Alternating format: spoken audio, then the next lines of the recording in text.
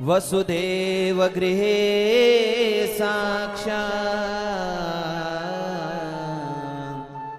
भगवान। वसुदेव के घर में भगवान अवतार लेंगे, यह बात भगवान ने कही। लेकिन संभवन्तो सुरस्त्रियः, देवताओं से कहा आप लोग भी जन्म लें। भगवान ने देवताओं को सभी बातें बता दी। यहां तक बताया कि जो ब्रज में गोपिकाएं होंगी वो कितनी होंगी। ये भी बताया कि ब्रज में जो गोपियां होंगी वो कौन कौन गोपियां बनेंगी। ये भी बताया कि जो महारास होगा उस महारास में कौन कौन से गोपियों को आमंत्रण मिलेगा।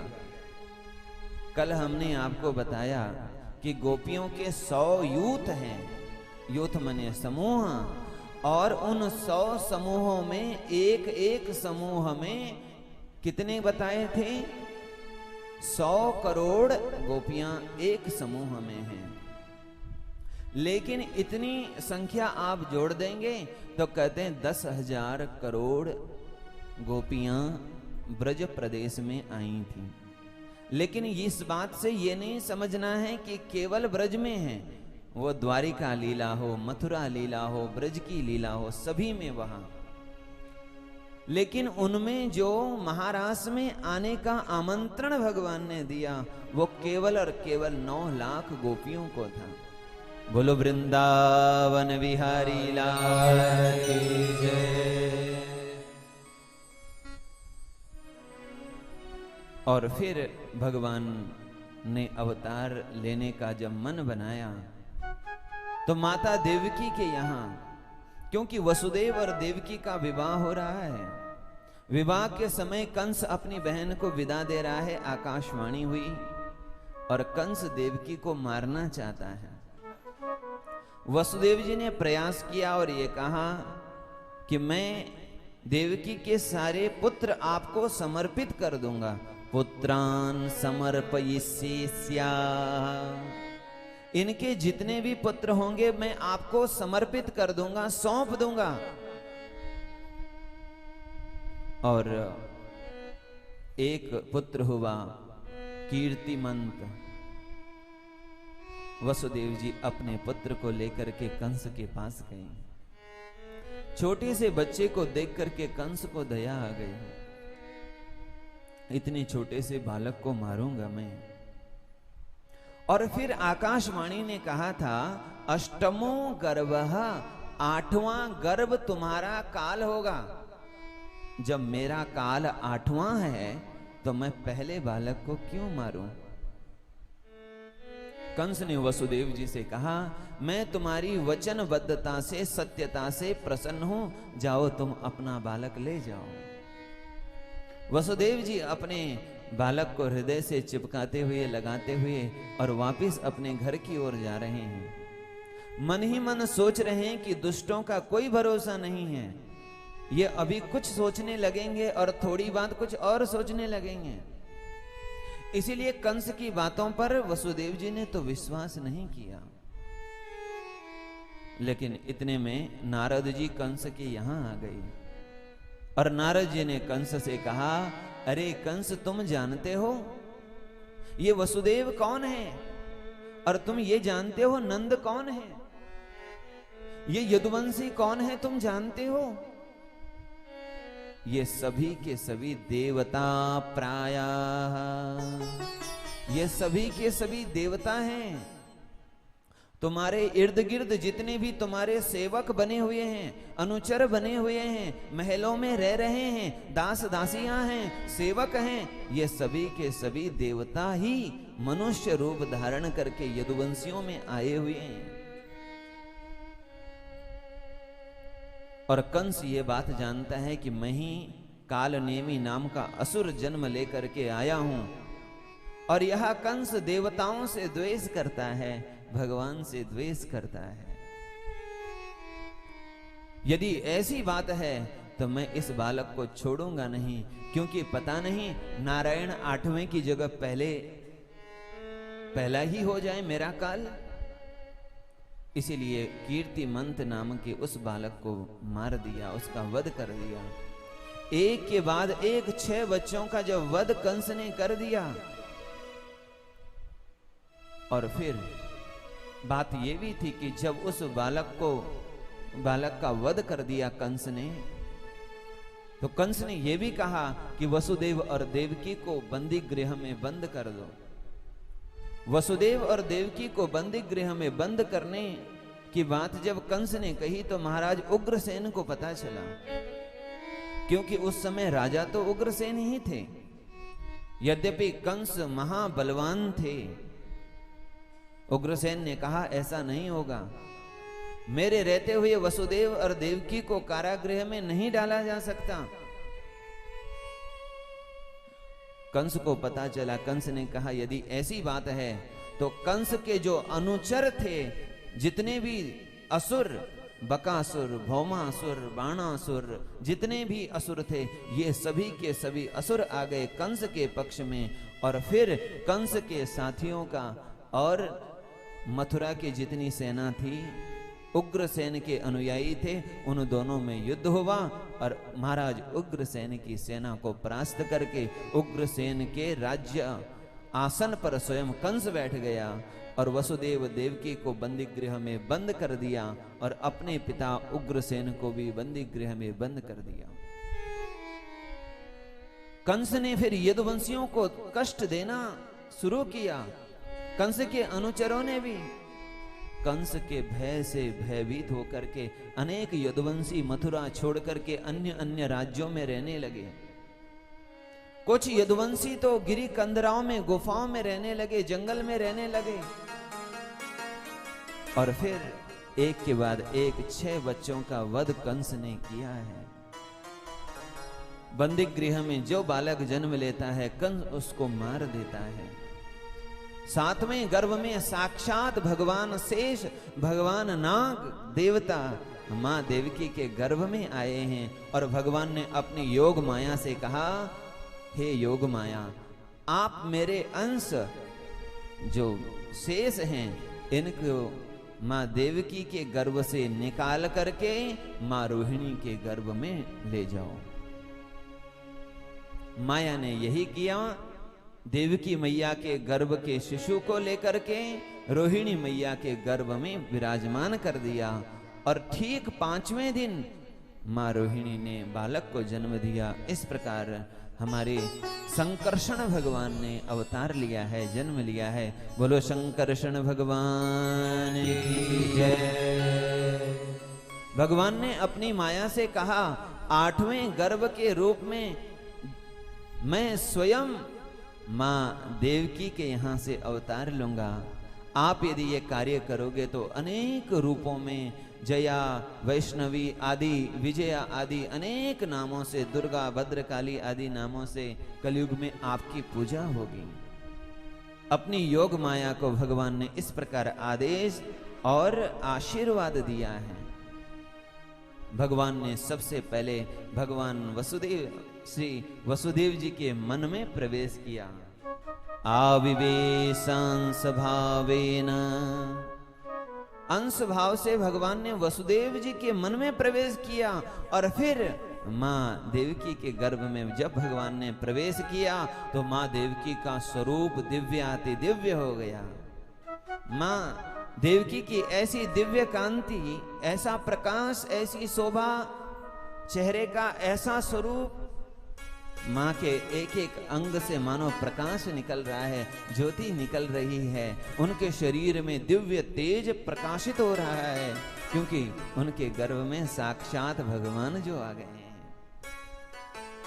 अपने आसन पर बैठा हुआ कंस का मन नहीं लग रहा है। कंस को 8वें गर्भ के रूप में मेरी बहन के गर्भ में मेरा काल आएगा, इसीलिए बेचैन कंस सोचता है क्यों ना बच्चे के जन्म लेने से पहले ही अपनी बहन को मार दूं। खड्ग लेकर के कंस अपनी बहन को मारने जाता है, लेकिन जैसे ही मां देवकी के सामने कंस पहुंचता है और मां देवकी का स्वरूप जब देखता है तो कंस के हृदय में भी करुणा आ जाती है। आहै समय प्राण हरो हरिर्गुहा। आहा, निश्चित मेरे प्राणों को हरने वाला जो हरि है वो मेरी बहन के गर्भ में आ चुका है। निश्चित ही मेरी बहन के गर्भ में मेरे प्राण को हरने वाला हरि आ गया है। वह हरि यदि मेरी मां के गर्भ में है तो मेरे को अपनी बहन का वध करना चाहिए। लेकिन तुरंत मन में आता है ये तो मेरी बहन है। और बहन भी कैसी? गर्भवती बहन है, मेरी अपनी बहन है। और स्त्री पर तो कभी भी अस्त्र शस्त्र नहीं उठाना चाहिए और कभी भी जीवन में पाप नहीं करना चाहिए, क्योंकि बुरे कर्म का फल भी बुरा ही होता है। जो जस कर सो तस फल चाका, जो जस कर सो तस फल चाका, जो जस कर सो तस फल चाका।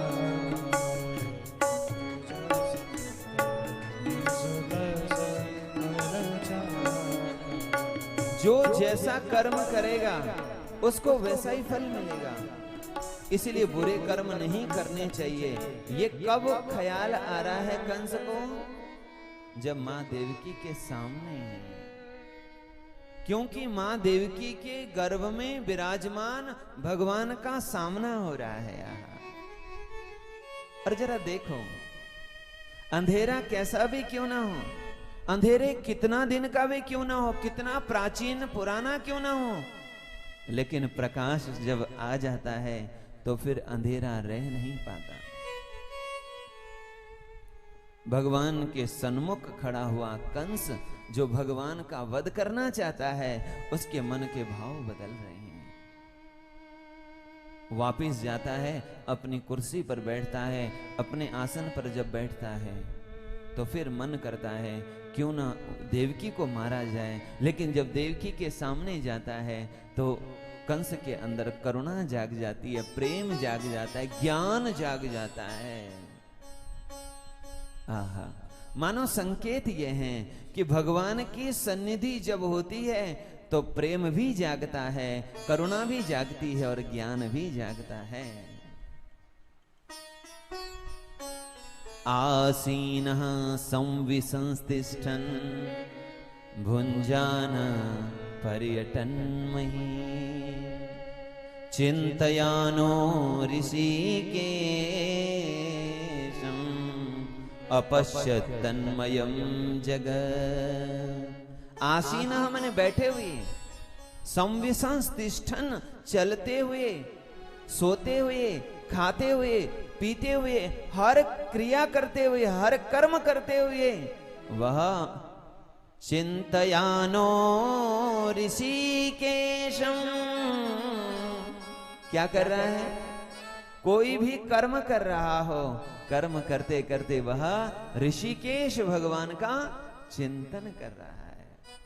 और ऐसा चिंतन जो एक परम भक्त का, भागवत का जो चिंतन होता है कंस में, अपश्यत तन्मयम जगत, तन्मयम कृष्णमयम वासुदेवमयम जगत अपश्यत। कंस ये देख रहा है कि जगत के कण कण में भगवान विराजमान है, और यही तो भक्ति है, यही दृष्टि तो ज्ञान दृष्टि है, और यही दृष्टि तो भक्त दृष्टि है। कहाँ पगडारों देखे अनेरा,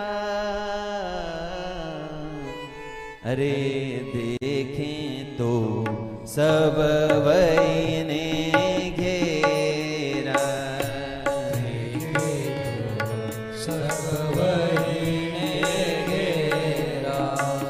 कहाँ पगडारों देखे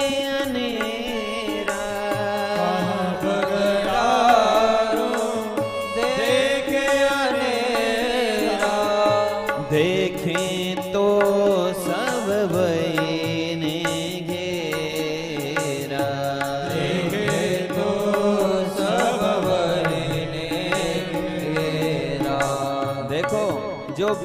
दृष्टि है, वही दृष्टि तो बनी है।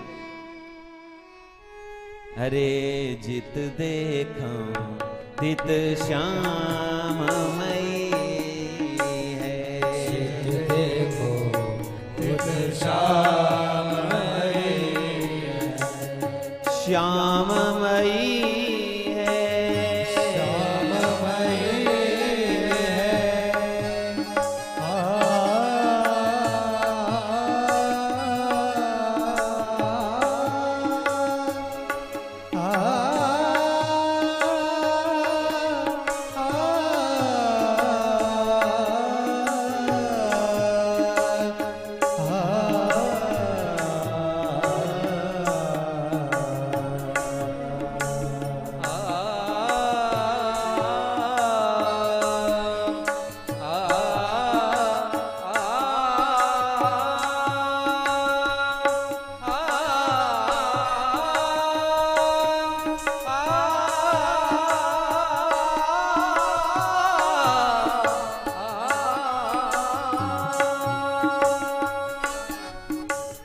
जित देखो तित श्याममयी है, जित देखो श्याममयी है, श्याम कुंज वन जमुना श्यामा, श्याम कुंज वन यमुना श्याम गगन घटा छई है, श्याम गगन घन घटा छई, जित देखो तित श्याममयी है, जित देखो तित श्याममयी, तित श्याममयी है।